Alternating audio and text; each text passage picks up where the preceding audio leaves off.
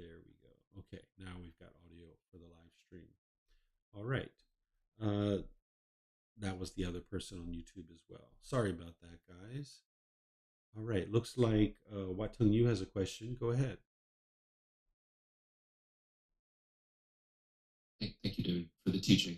I was curious when one of these feelings of discontent arises in a moment, what do you suggest that we do in that moment?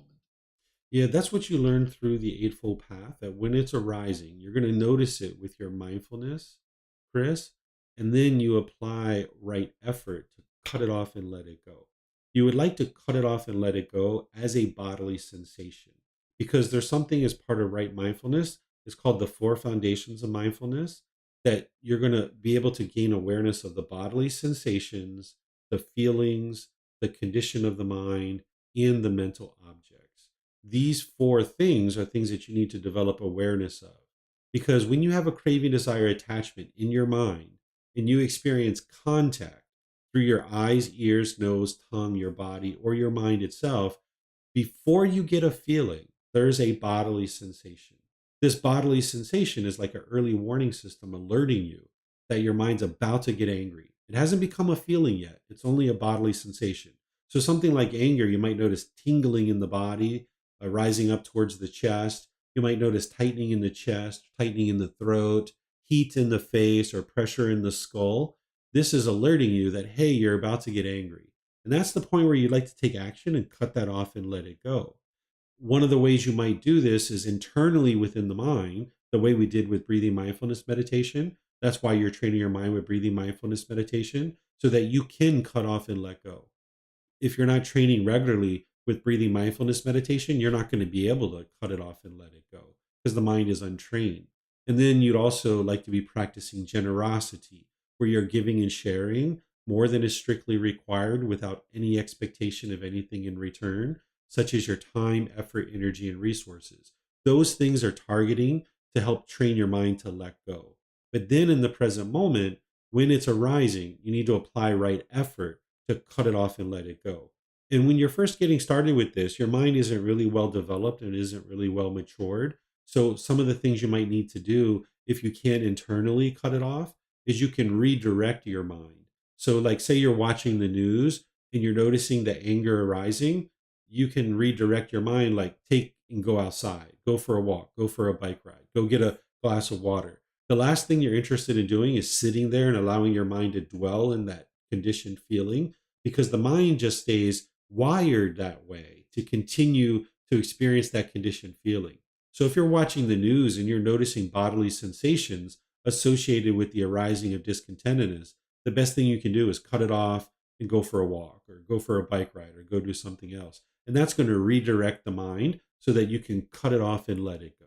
And over time, as you do that more and more with all these other factors, you'll get to the point where it never arises because the cravings, desires, attachments that is producing it has been eliminated from the mind. Any Thank you. other any other questions there? No?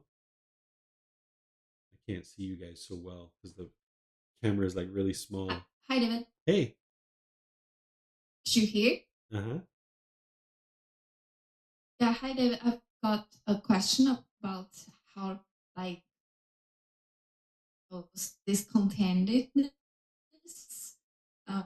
Because today I noticed that I got easily distracted.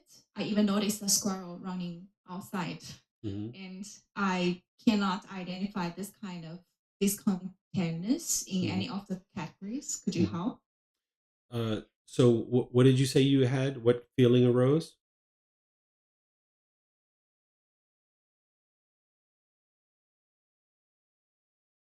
I was saying that I noticed that there is a difference when you're physically here and when you're physically not here. Like when you're physically not here, I realized that although you're teaching like the same way as you were doing, but sitting here, I got easily distracted compared Okay. with when you were physically here.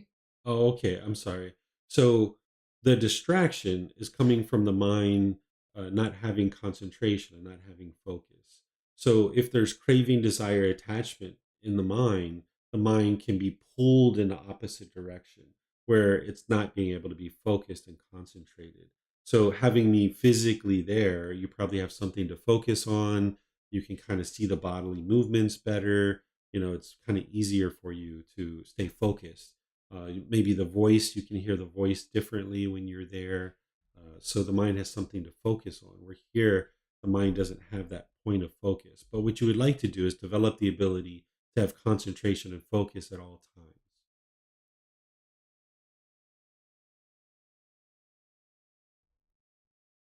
And by the way to Discontentness, like a neither pleasant or nor painful one. That's the third category. not being able to focus on something isn't a feeling.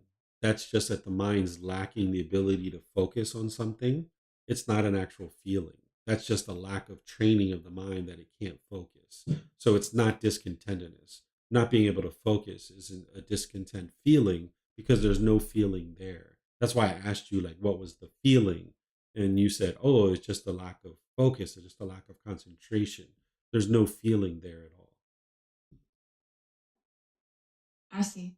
Thanks, Mm. David. Yeah, you're welcome. Sorry, I'm a little bit sleepy here.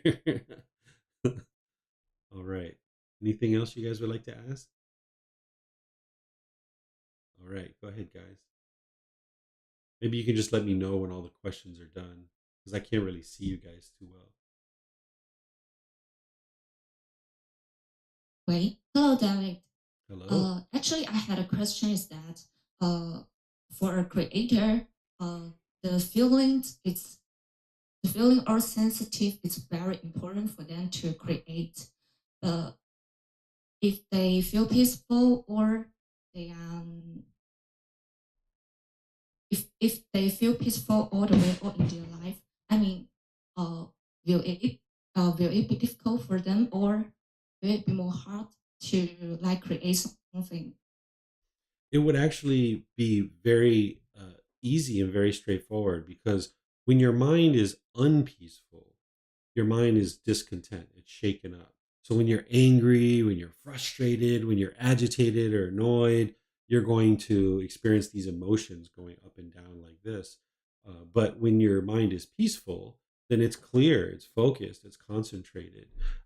So if someone was, say, an artist, I think that maybe be what you're kind of thinking about. Like maybe they create music or maybe they do visual art, like drawing or painting or something like this. Their art during the time when they're unenlightened, it's going to maybe have a certain tone to it. Maybe like there's very angry art, right? Or maybe there's very hostile or frustratedness in their artwork. As their mind's becoming more and more peaceful, you're going to see a change in their visual art, that it becomes not discontent. It's not like anger and frustration coming through in their artwork, but instead they're probably going to be having this other type of artwork where it's more peaceful and more joyful type of visual art, for example.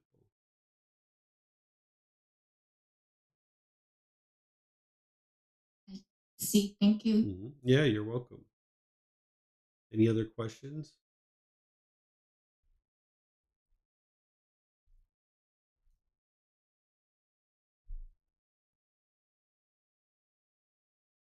Okay, I guess there's no more questions there. All right. So, one more thing before I explain to you guys about the Four Noble Truths. This is something that you also need to know in order to understand the Four Noble Truths and have this breakthrough of why your mind keeps experiencing these discontent feelings over and over. This is something called craving, desire, attachment, or wants and expectations. This is the mind longing, yearning for something with a strong eagerness, the mind pulling towards the direction of the objects of your affection. This is like an unquenchable thirst. It's like the mind thinks that the next new shiny object waiting around the corner is going to provide lasting satisfaction. So the mind chases and chases and chases and chases after it. If you've ever been in the mall and you saw like a brand new pair of shoes or a new phone or a video game or something, and your mind's just like, oh, I just got to have that. I got to have that. I got to have that. And your mind's just like longing, yearning for it. And you think, oh, if I just get this thing, everything in life's going to be perfect. So your mind might be chasing and chasing and chasing. This is called a craving, desire, attachment. It's like an unquenchable thirst. It's a longing and a yearning for something external. The mind thinks if I can get this external thing, everything in my life will be peaceful. It's not the object itself that is the craving, desire, attachment. It's the way that the mind is longing, yearning for the object. So it might be that the mind is chasing after money. The money is not the problem, it's the mind longing, yearning for it. Or the mind might be chasing after a boyfriend or girlfriend. It's not the boyfriend or girlfriend that is the attachment, it's inside the mind, the way the mind is longing, yearning for it. So this is an important building block to now help you understand the Four Noble Truths. So that craving, desire, attachment is something you need to be able to see in your own mind where the mind's pulling towards these things. Because now in the Four Noble Truths, in four simple statements, the Buddha explains the problem in the mind, the cause of the problem, the elimination of it, and the path forward. That the problem is described in the four first noble truth, that everyone that is unenlightened will experience discontentedness. This is the problem that you're experiencing, that your mind is going up and down, up and down, up and down. It's only a matter of time before your mind goes from happiness, excitement, elation to anger and frustration and agitation, or maybe you're jealous or having guilt or shame, or maybe fear, which is what we're going to talk about today. Maybe the mind's fearful. That's the problem that the Buddha discovered, that the mind is not stable and steady. Then the second noble truth is explaining the cause of this problem. The cause of the problem, this discontentedness, is caused by your own cravings, desires, attachments, because the mind wants everything to be permanent when everything in the world is impermanent, right? So, what this is describing is that your mind is longing and yearning, wanting things to be a certain way. What the Buddha is describing to you is that your own mind causing these discontent feelings. Because what the mind thinks in the unenlightened state is that it's something external that's causing these feelings. You might think it's your mom or your dad or your brothers or your sisters or your coworkers or something external that's causing these feelings. But if you look at this without believing it, that you look at it and penetrate into it, what the Buddha is explaining to you is that it's your own mind that's causing these feelings, that the mind is craving permanence. It's wanting things to be a certain way permanently, but you live in an impermanent world, right? So here, let me give you some examples. If you get together with a boyfriend or girlfriend, if you can think back to maybe a boyfriend or girlfriend that you had, when you guys first got together, you might have been so happy or so excited when you guys first got together. That's because the mind had this craving, this desire, this longing, yearning, wanting maybe affection or wanting a partner in your life. And now, when you got what you wanted, you got happy and excited and elated. But over time, when you guys eventually broke up, your mind didn't like that. And now you got angry or frustrated, or maybe you got lonely or bored, or some other discontent feeling like this, right? Where the mind was maybe missing this person. It wasn't the love that was causing this, it was the mind holding on and craving permanence, wanting this relationship to be permanent, when in reality, this relationship was impermanent. So, for example, if grandma and grandpa die and you are sorrowful and sad, then this is the mind craving permanence and wanting things to be permanent, wanting grandma and grandpa to be permanent, when in reality, they are impermanent. That because they were born, they are going to have to die. But the mind, with its craving, desire, attachment, craving permanence, that if grandma and grandpa are alive, the mind's getting what it wants, so it's happy. But now when they die, you're not getting what you want, and you're angry or frustrated or sad or grieving. You're not a bad person that your mind's doing this. It's just explaining to you what you're experiencing because of craving, desire, attachment. Or if you ever went to a wedding and you or the people around you were grieving or sorrowful or sad or crying, right? This is because, like, brother or sister is going off into the world, or your friends are going off into the world with somebody else, and your mind is holding on. And it's like That's my brother. That's my sister. Right. And now this person is going off into the world with your brother or your sister. And now the mind is holding on and wanting this permanence. Or here's another example, something that doesn't involve relationships. Say you have a brand new car and you get a brand new car and you drive that car to the store, you park it and you go inside. And now when you come out, there's a scratch on your car. You might be frustrated. You might be irritated. You might be annoyed. This is because the mind is craving permanence. It's wanting the car to look permanently beautiful. It's not the scratch that's causing the frustration. It's not the person who scratched your car. It's the mind craving permanence, when in reality, you live in an impermanent world. Now, we're not talking about what's wise or unwise here, because when we walk through a parking lot, we aspire not to scratch anybody's car. But the fact is that this car will get a scratch. It's only a matter of time before this car is going to get a scratch, right? But if your mind craves permanence, when you see that scratch, you're going to get angry or frustrated. So, another way to say this is not only that the mind is craving permanence, another way to say this is that the mind does not like impermanence. The mind does not like change in the unenlightened state. If you look through your life in situations where things were changing, even if you made the decision to create those changes, your mind probably really struggled during that time. Maybe you changed the location where you live, or maybe you changed the location of where you worked, or maybe you changed your relationships, like boyfriends or girlfriends. This would have been a time of real difficulty for you in the unenlightened state because the mind doesn't like change. Maybe when you changed from high school to college and you went away to university or something like that, that might have been a real change for you, a real challenge for you, right? Because the mind doesn't like this impermanence. It doesn't like this change because it lacks wisdom of the universal truth of impermanence. So when you experience a lack of wisdom of the second noble truth and you don't understand the second noble truth, you will blame something external on your feelings. You will think that this anger that you're experiencing is coming from mom or dad or brothers or sisters. And now what you'll do is you'll push people away out of your life. You might have pushed away friends or family members out of your life thinking that that's going to solve the problem. And when you push these people away, this is called aversion, where the mind is averse to these things. And the mind thinks that it's solving its problem because the painful feelings that you experience being attributed to this person, the mind thinks if I can push this person out of my life, then that will solve the problem. But you can see that that didn't solve the problem because your mind still gets angry, it still gets frustrated. If this person was the problem in your life, when you push them away, you wouldn't get angry or frustrated anymore. You'd be completely peaceful and completely joyful. But when you push them away, you can see that you're still angry, you're still frustrated. Or the other thing you'll do when you don't have the wisdom of the second noble truth is you will become bitter and harsh and hostile towards other people.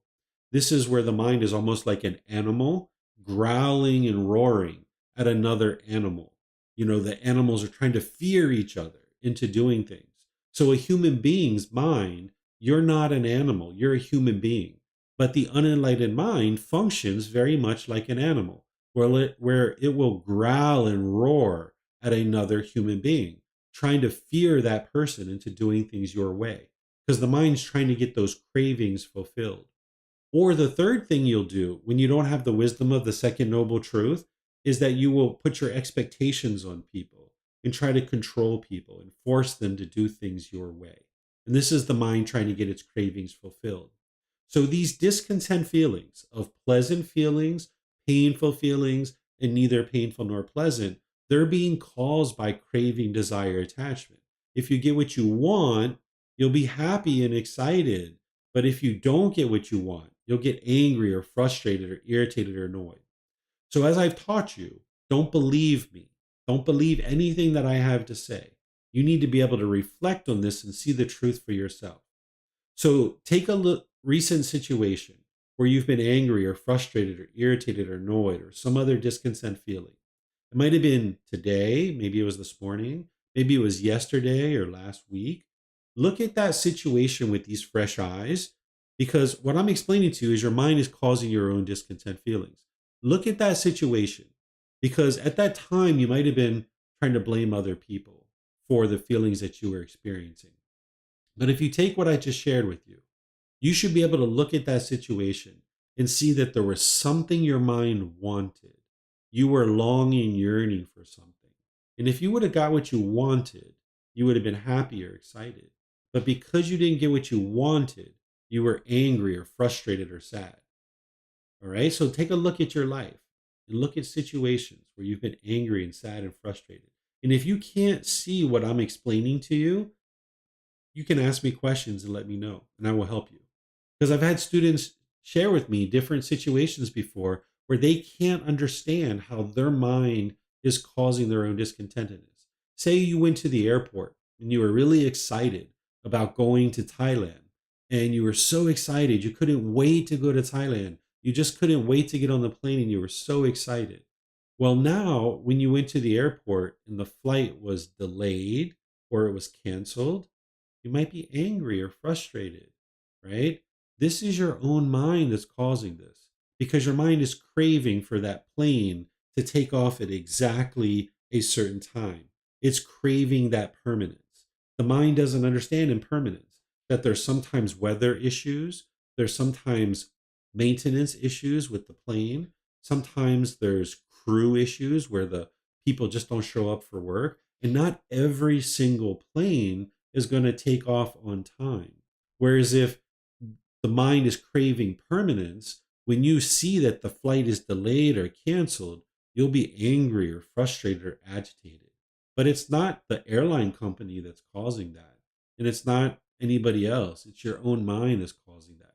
You can see this in an example like if you get really happy when it's sunny outside, but then you get sad or frustrated when it's raining, there isn't even anybody involved, right? There's no person involved. It's your own mind that's causing this.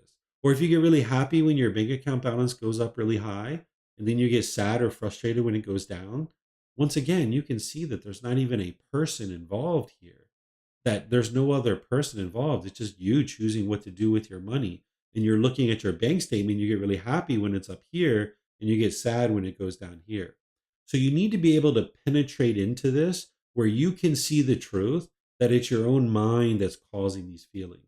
Because as long as you go around the world thinking that it's other people that are causing these feelings, you're never actually going to be able to eliminate them, right? So the second noble truth is explaining to you that the cause of these feelings are craving, desire, attachment, the mind longing, yearning, and wanting things to be a certain way. And it's going to get happy when you get what you want, and it's going to get angry or sad or some other painful feeling when you don't get what you want. The second noble truth is explaining the elimination of this. This is explaining to you that when the mind is experiencing discontentedness, if you eliminate your craving, your desires, your attachment, the longing, the yearning, the wanting, and expecting things to be a certain way, you can eliminate your discontentedness. Because if the cause of discontentedness is craving, desire, attachment, if you eliminate the cause, then you will eliminate the effect, right? If you uproot craving, desire, attachment out of your mind, you will eliminate your discontentedness. You can get to a point where your mind's always peaceful and always joyful. The fourth noble truth is explaining to you how to do that. The path to eliminating discontentedness is the Eightfold Path. This is the complete perfect plan that's going to teach you how to eliminate your discontentedness, because it's going to help you eliminate your cravings, desires, attachments. So the first noble truth is explaining the problem is discontentedness. The second noble truth is explaining the cause of that is craving, desire, attachment. The third noble truth is explaining to you the elimination is to eliminate your cravings, desires, attachments. And the fourth noble truth is explaining to you the plan of how to eliminate your cravings, desires, attachments. And this is the complete perfect plan that if you learn it and you deeply understand it and you practice it, you'll completely eliminate your discontentedness, and you'll be able to get to the point where the mind's completely peaceful and completely joyful. And it's a permanent mental state that the mind is always experiencing, because you now have an unconditioned mind. In the past, where the mind was unenlightened, there were certain conditions in the mind that were causing your feelings to arise change, and fade away. When you get rid of those conditions and you've purified the mind through training it, the mind is now in the unconditioned mental state where now there's no conditions that's causing it to go up and down and up and down. Your mind is just permanently joyful and permanently happy because those conditions of forming your inner feelings based on cravings, desires, attachments, they've been eliminated from your mind. But in order to accomplish this, it starts with right view. What right view is understanding that it's craving, desire, attachment that's causing your feelings. What wrong view would be to blame other people for the feelings that you're experiencing. As long as you're blaming other people for the feelings that you're experiencing, you'll never be able to solve them. Because what you might choose to do is try to go out into the world and teach other people to do things your way. And this isn't going to lead to your peacefulness because there's 8 billion people in the world. You can't train 8 billion people to do things your way. But you can train one mind. There's one mind that you can train. And if you train that mind, you can get to complete peace and joy. Do you know whose mind you need to train? It's your own, right? That's whose mind you need to train. So, right view is having the right view of what is truly happening in the world, which is your mind is causing its own discontent feelings. So, I'm going to pause here and see if you guys need any help understanding the Four Noble Truths before I teach you how to eliminate your fear. Because in order to help you eliminate your fear, you need to understand what's causing it. What's causing it is this cravings, desires, attachments. So I would like to be sure you guys have an opportunity to ask questions here to make sure you understand it before I teach you how to eliminate the fears. So is there any questions that you guys have? You can put that into Facebook, YouTube, or Zoom, or you can raise your hand in Zoom and ask any questions that you like. And those of you guys at the temple, if you could use the microphones, then we'll all be able to hear you.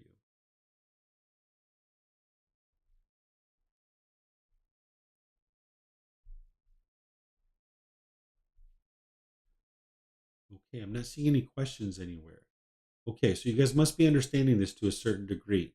So now I'm going to help you to understand how to eliminate fear. Okay, first, let's talk about this couple different types of fear. Okay, if somebody has a fear of snakes, what's really happening is the mind is craving permanence. The permanence that it's craving is it never wants to see a snake. And if it never wants to see a snake, that's the craving that it's craving for permanence. And now, when it experiences impermanence, where it sees a snake, the mind gets scared and frustrated, or some other discontent feeling, or angry, right? But that fear can arise. Or say you fear death, right? This is because the mind's craving permanent life. It wants to live in this world permanently. It wants to exist permanently. And now the idea of dying, it's afraid of that. Or sometimes people are afraid of a certain type of death. Maybe they're afraid of the pain that they're going to experience as part of death. So now the mind is craving permanent comfort of this body. It wants the body to be permanently comfortable, where this isn't possible because you live in an impermanent world. Even enlightened beings experience some physical pain, but it's very minimal, it's very muted compared to what you experienced in the past. If you are afraid of heights, where you are afraid to go up high, this is the mind craving to be down on the ground all the time. So now when you go up high, the mind doesn't like that impermanence. Okay, so it's craving, desire, attachment that is producing these fears and all the other feelings too, the stress and the anxiety, all these different feelings, the loneliness, the boredom, the shyness. It's all being caused by craving, desire, attachment. So, in order to eliminate your cravings, or in order to eliminate your fears, you need to eliminate your cravings, desires, attachments. You need to eliminate that longing, yearning. So, you first need to get the Eightfold Path well underway. And I teach that in chapter 4 and chapter 5. That's why now we're in chapter 17. Somebody would have already learned the Eightfold Path.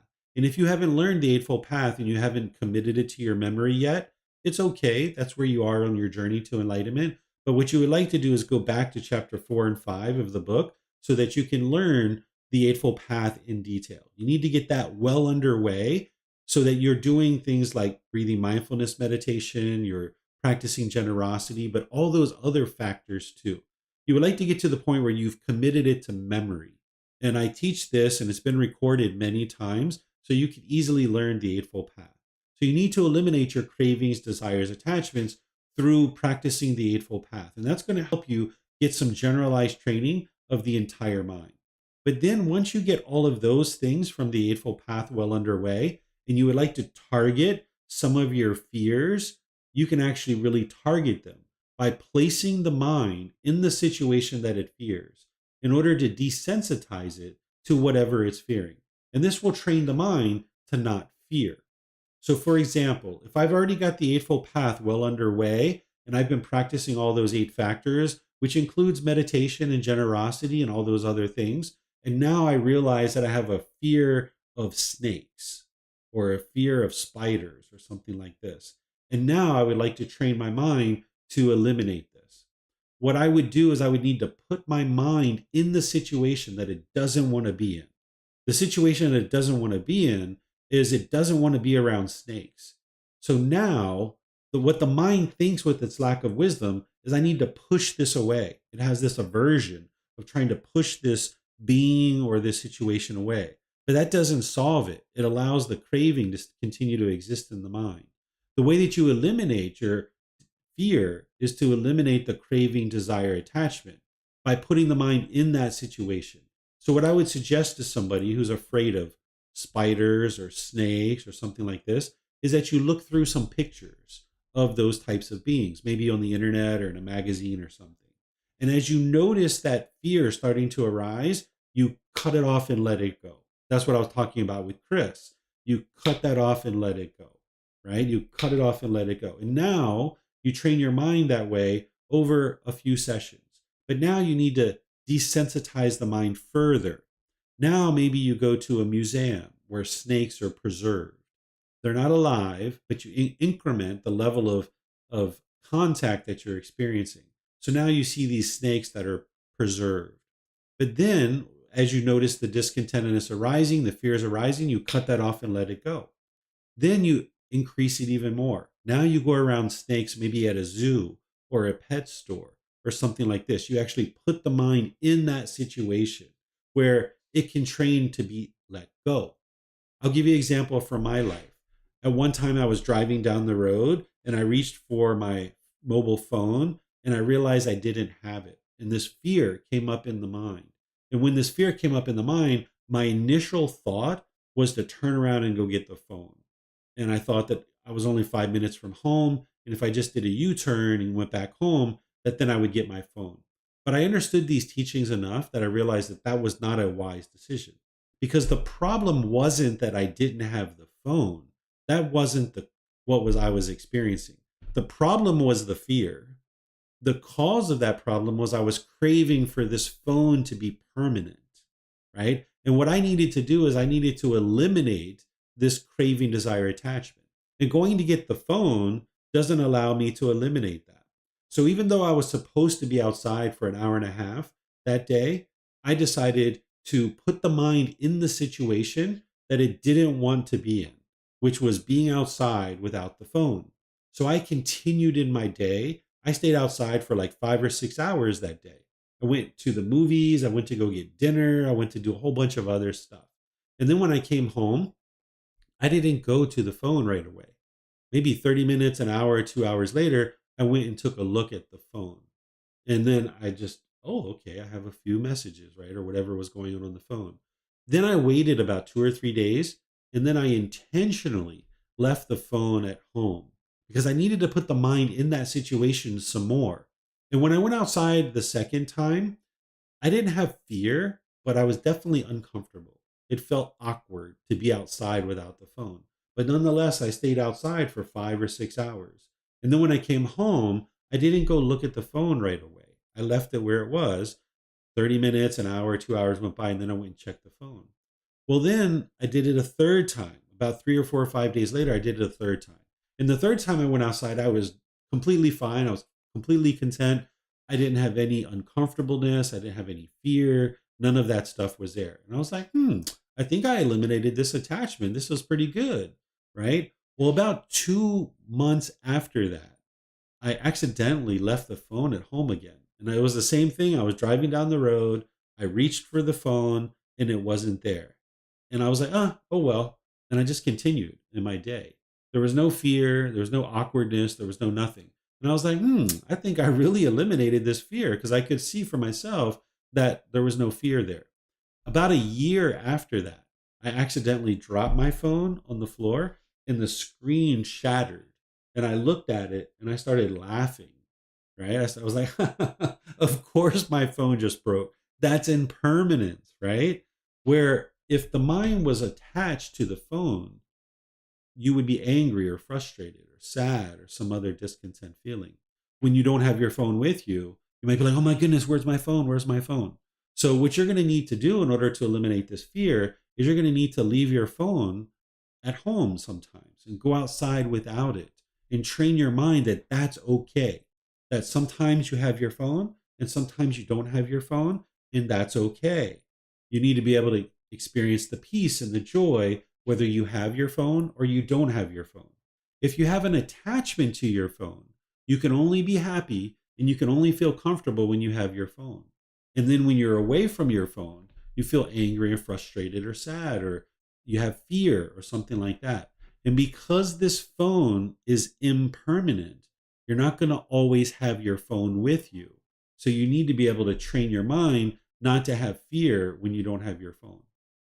So there might be things like death. You might be afraid of death, and you're like, hold on a second, David.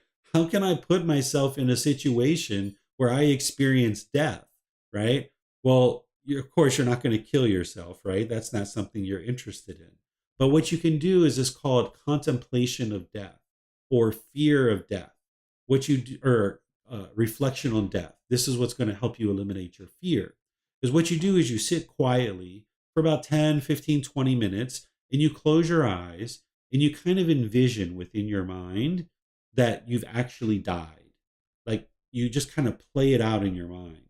You're not aspiring to die, you're not wanting to die, but you just live it out within your own mind, almost convincing your mind that you've actually died.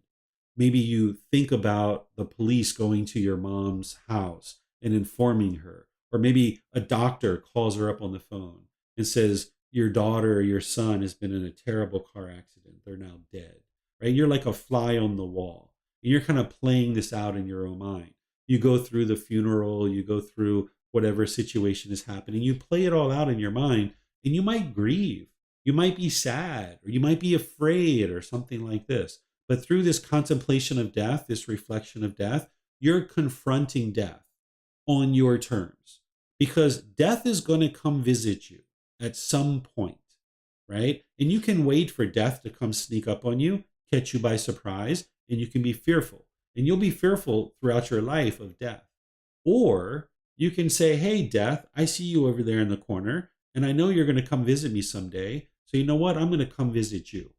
And that's what reflection on death or contemplation of death is where you're going to visit death. And you're going to go confront it. You're going to play that out in your mind and get comfortable with it. And you're probably going to need to do this over multiple sessions in order to train your mind. You might decide to do this like once a month. This isn't something you do like every day. It's like once a month, maybe once every 2 weeks or something like that. But you would like to do it when you've got all these other tools and techniques already built up. And when you're training your mind this way, where you're desensitizing it to what it has fear about, you need to understand the natural law of gamma. So, for example, if you fear snakes and you don't want to be around snakes because you notice this fear is arising, what you need to be able to understand is that you're not causing any harm to this snake.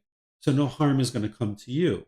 So if there's a snake that is in, your vicinity, it's probably more scared of you than you are of it. And it's probably going to take off and go in the opposite direction, right? So you would like to understand the natural law of gamma that as long as you're not causing harm, no harm is going to come to you. And this is going to help your mind to eliminate its fear, eliminate its craving, desire, attachment, so that you understand that as long as you're not causing harm, harm isn't going to come back to you. So you can desensitize the mind to any kind of fear that you're having. So this is what I have to share with you guys today. And what I'd like to do is just open up to questions that you guys have about this. And if you have certain fears in your life and you would like help from me to be able to help you to understand how to desensitize your mind to it, you can share that with me. You can let me know what is the fear that you have, and then I will share with you how to actually desensitize it through exposing it to this kind of contact. Because what I'm explaining to you is something that the Buddha taught 2,500 years ago, but they actually teach this today too. If you learn modern psychology, they will teach you something called exposure therapy, where you expose the mind to something that it's fearful about, for example, and then it will eliminate its fear. I don't know that they talk about it in terms of craving, desire, attachment, but I've had therapists and psychologists tell me that what I'm teaching is actually called exposure therapy. So you might have heard of this in other venues, but it's not something that is new because the Buddha was teaching it 2,500 years ago. And this is the way to eliminate your fear because by the time you get to enlightenment, there's no fear whatsoever in the mind. So let me know if you guys have any questions on this about what I've described to you or any particular fears that you have that you're looking for help for me to be able to help you understand how to desensitize it. Is there any questions that you guys have about this?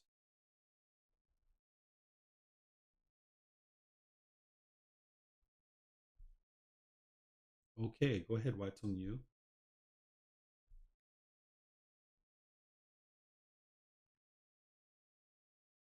Hi, David. Yeah, I have one question that in the past, I have very good mind of even I'm wrong, but I'm not confused. But now, but now, sorry. Sounds like the batteries are impermanent, just like the Buddha said. Yes. Maybe I question that um hi David. In the past, I have a good mind of that. Maybe I'm wrong, but I'm not confused. And now I always live under the feelings of the fear, the anxious, and I don't know what I want. And even I don't know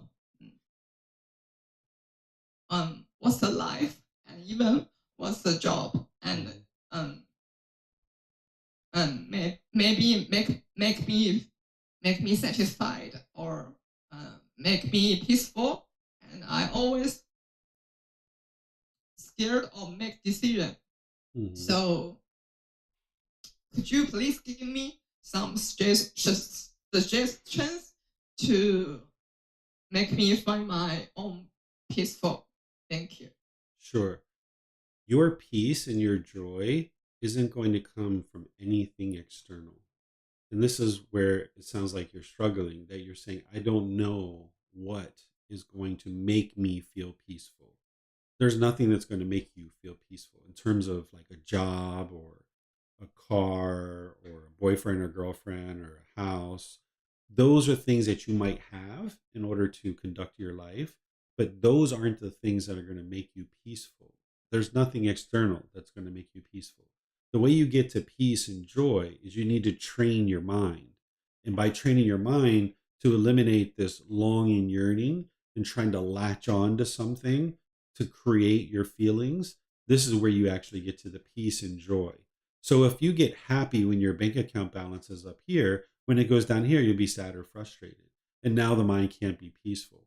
But if you get rid of your longing and yearning and forming your feelings on your bank account, for example, you can end up getting to the point where your mind's always peaceful. So you're going to need to learn this Eightfold Path. There's nothing I can tell you in 3 minutes or 5 minutes that's going to make your mind magically peaceful. And I know you're not asking me that, but that's what you need to be able to do is you need to this gradual training, gradual practice, and gradual progress where you learn this Eightfold Path and you implement it. By training your mind, you'll actually be able to get to true peace and true joy.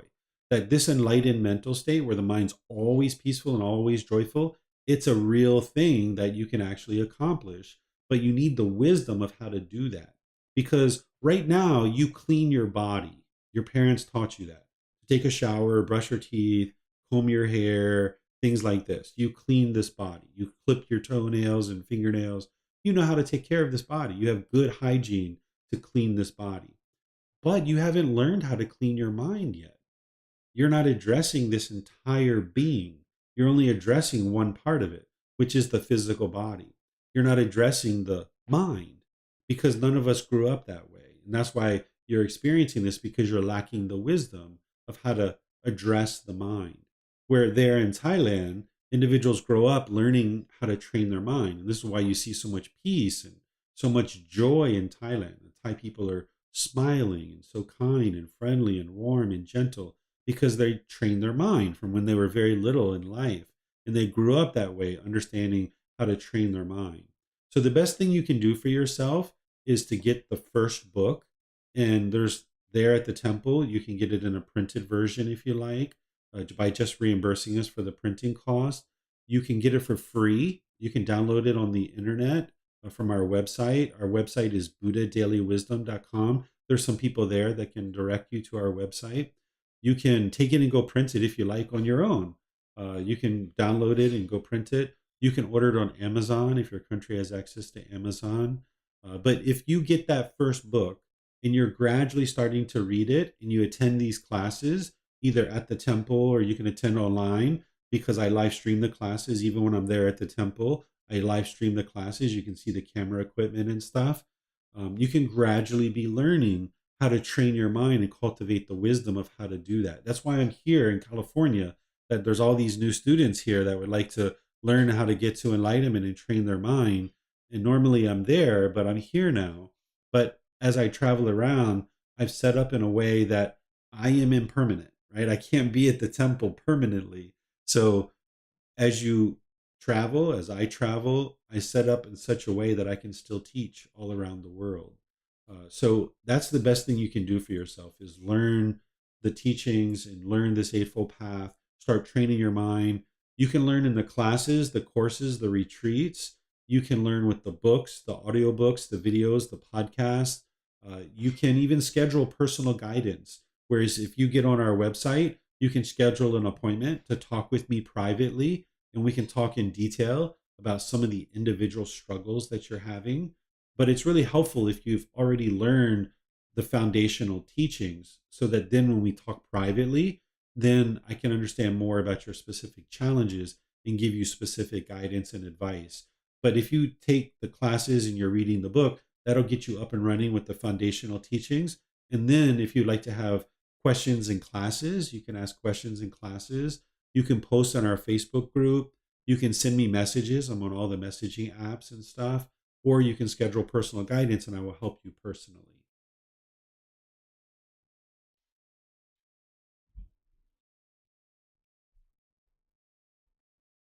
Okay, is there any more questions?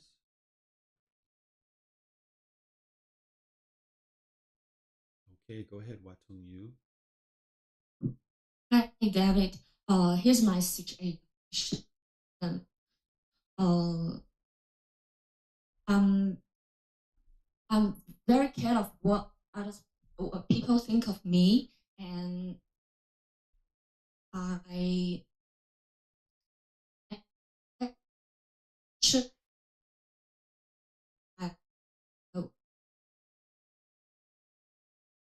I I have I want to start is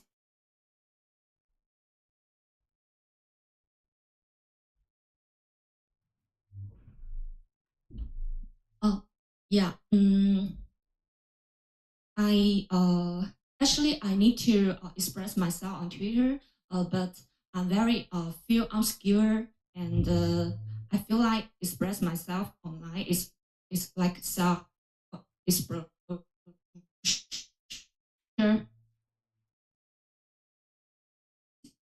I feel insecure, and I'm very care of others' judgment and what they think of me. I have strong self awareness. I don't know. Could you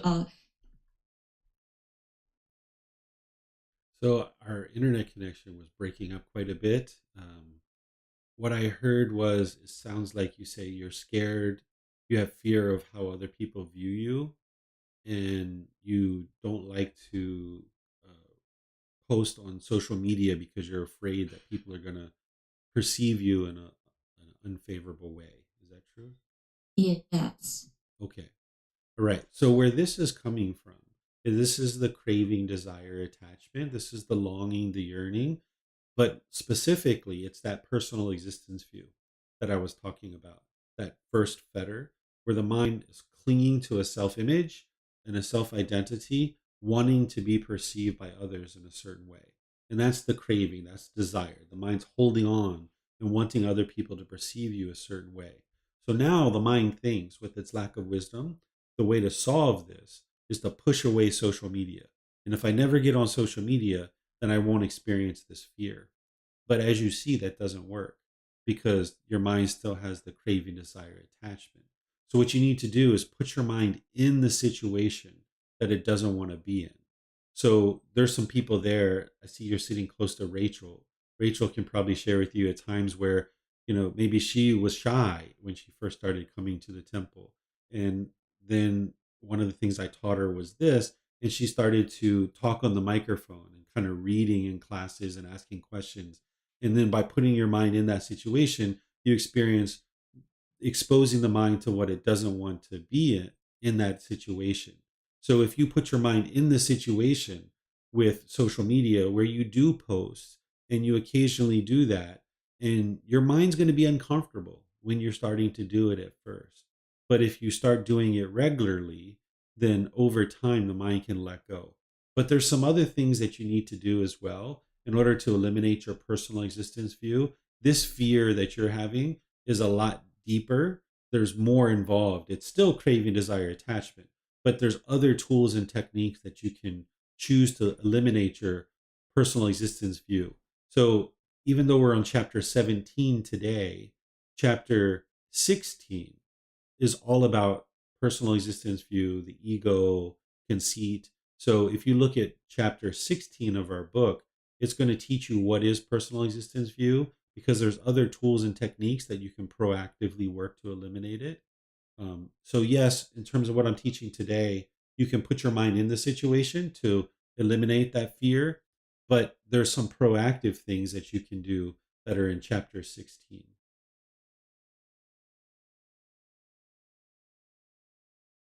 Thank you. Thank you. You're welcome. Seems like our internet connection's really unstable right now. I apologize. I don't know. Did you guys get everything that I just shared?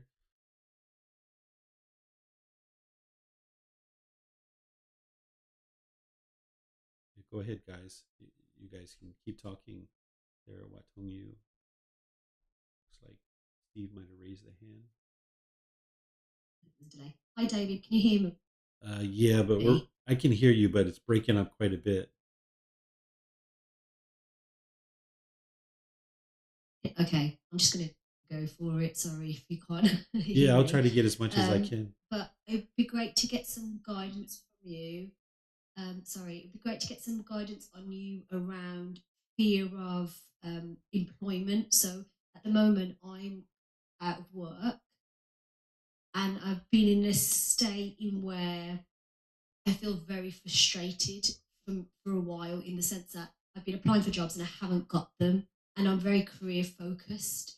And I understand what you said earlier about money and all of these things are impermanent.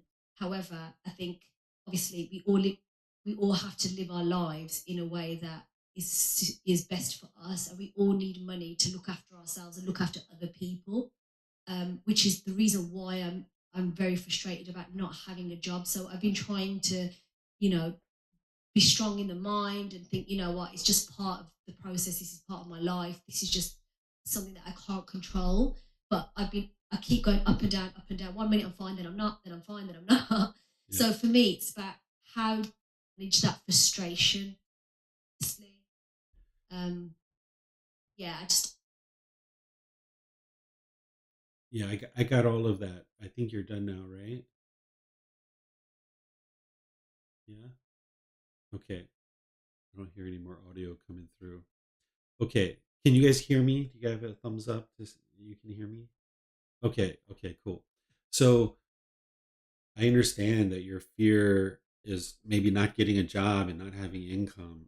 I went through that period of time too, where I was unemployed for a period of time, and there was a lot of fear in my mind too from that. Um, this is what the mind needs to be able to do in order to eliminate its fear. So it's actually, I know you probably don't like to hear this, but it's actually really good for your mind right now to be unemployed. That doesn't mean you should continue to be unemployed. It just means that it's really helpful for you because your mind's not used to this. It's not comfortable with this. And you need to go through this in order to train your mind that it's okay and that it's impermanent. So that's what you need to be helping your mind to understand, that this situation that you're in right now, it is impermanent. And you just need to keep making wise decisions to work towards acquiring a job. But acquiring a job isn't going to solve the elimination of your craving, desire, attachment. Because let's just say you're employed for 3 years and then you lose your job. Your mind's going to be frustrated and angry and irritated again, or fearful, or whatever else other emotions are coming up. So when you ultimately do get a job, because you will get a job, it's important to make sure you remember that this job is impermanent, that you are not going to have this job permanently. And you can go to work and you can practice making wise decisions and develop your career. But all the while, you need to always remind yourself that it's not permanent, that someday this job is going to be over. So the craving, desire, attachment that we're talking about with money isn't that you should never pursue money. That's like uh, would be one side or the other, right? If you're like craving and longing, yearning, and chasing after money, that's not going to produce peacefulness because you'll never have enough. But if you're on the other side, where you never did anything to pursue your career, you're not going to be peaceful and joyful there either. So, what you would like to do is come to the middle where you're gradually working towards your goals, objectives, or interests and making wise decisions, understanding that the current situation that you're having is impermanent. And it's just a matter of making enough wise decisions that leads to you getting another job. But then once you get that job, don't get so excited and so happy. Oh my goodness, I got a job. Yay. Because if you allow your mind to do that, when you're unemployed again, you're going to be fearful. You're going to be frustrated and agitated. So when you get a job, it's like, sweet, I got a job. All right, let's go in here and knock this out. Let's do a good job. And now you just work forward in that new job, fully realizing that this new job is impermanent. And at some point, you're not going to have it anymore, and that's okay. So you're going to need to practice the Eightfold Path, just like I explained to everybody else. But you being in this situation, you're already in it, right? Because that's what I'm teaching you, is to put the mind in the situation to be able to desensitize it. You're in that situation, and your mind's really struggling with it. That's why sometimes you're fine, sometimes you're not, sometimes you're fine. That's the craving, desire, attachment. When your craving, desire, attachment is arising, you won't be fine with being unemployed. But when you're knocking that down and cutting that off and letting it go, you're like, okay, I'm fine. And then you'll be fine for a little while. But then your craving is going to arise again. It's almost like a candle that's like flickering and flickering and flickering and flickering. So if you build up your Eightfold Path, it's going to help you in all parts of your life so that you can eliminate the discontentedness. But it's not a quick fix. There is no quick fix out there in order to eliminate our discontent feelings. But if you gradually train your mind and you gradually practice, you'll gradually make progress on this path.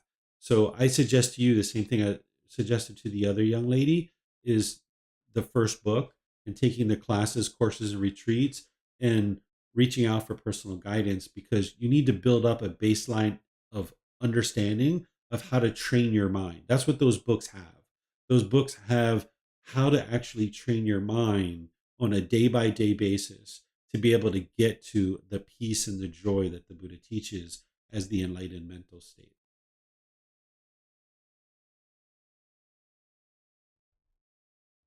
Okay, do you guys have any other questions?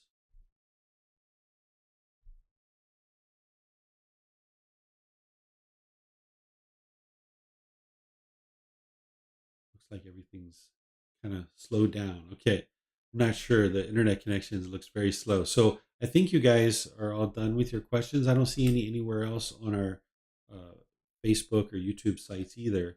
So what I'm going to do is just end class by thanking all of you guys. Thank you for coming to learn the teachings of the Buddha. Thank you for your interest to understand and practice his teachings. As you guys would like to learn more, you're always more than welcome to come learn, whether it's at the temple or whether it's online or any of the books or resources that I share or the personal guidance. There's help for you here to learn how to train your mind to be able to get to enlightenment. You just need to be able to decide that you're done with all these discontent feelings and you would like to learn this better way of life. The teachings of the Buddha, it's not rites or rituals or ceremonies or worship. It's not a bunch of beliefs. It's about training your mind, getting to the point where your mind can be completely peaceful and joyful permanently. So if you'd like help, I'm here to help you and I'll teach you how to get to this enlightened mental state. Next week on Sunday, we're going to be in chapter 18 of the book, which is titled God's Creative Activity. Uh, uh, this is where God is being described, but I'm going to help you to understand that God isn't part of the path to enlightenment in terms of he's not the one who actually determines whether you get to enlightenment or not. The teachings of the Buddha describe God, but he doesn't make God as a central figure in his teachings because it's not God who determines whether you get to enlightenment or not. He puts you in the center of his teachings because it's you that determines whether or not you get to enlightenment. So you have free will. God's not controlling you. He's not the one who's determining what you do or don't experience in life. So the Buddha put you at the center of his teachings because it's you that needs to train your mind. But some people would like to have a relationship with God, and you can, but you're going to need to potentially learn some things that you don't currently understand. Like if you fear God, you're not going to be able to get to enlightenment. Or if you think that God is controlling you, you're not going to be able to understand how to get to enlightenment. So I'm going to teach you that how to get rid of these kind of misperceptions around God. But then for other people, they're not interested in having a relationship with God. And you can actually still get to enlightenment that way too. So I'm going to teach you how to get to enlightenment either with a relationship with God or without a relationship with God. And I'll be teaching you guys that next week on Sunday. And then on Wednesday, I'm going to be doing meditation with you guys where I'm just going to be guiding you in meditation and just open up to any and all questions that you have. So once again, thank you all for joining. And perhaps we'll see you guys in one of these future classes. Be well and take care. Have a really wonderful and lovely rest of your day. Sawadee-kap.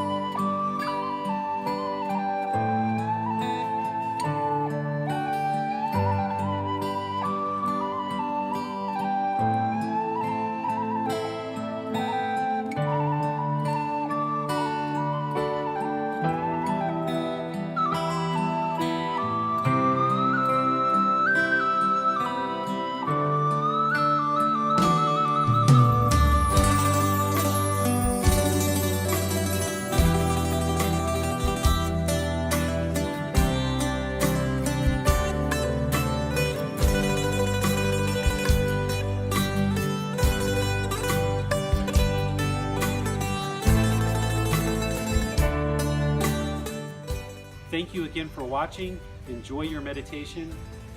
Look forward to seeing you online and answering any questions that you might have. Thank you so much.